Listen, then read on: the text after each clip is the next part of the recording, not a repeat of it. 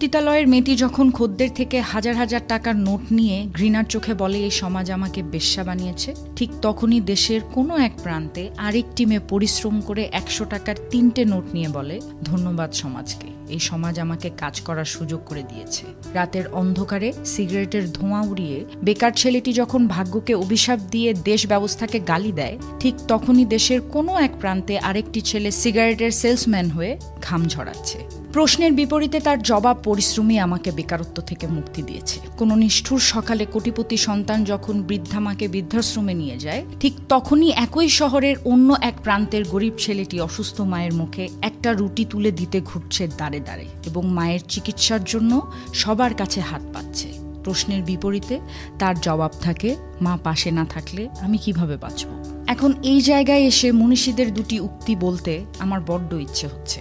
সত্যিকার অর্থে জীবনে কিছু করতে চাইলে একটা রাস্তা খুঁজে পাবেন, আর না করতে চাইলে পাবেন শুধুই অজুহাত। পৃথিবীটা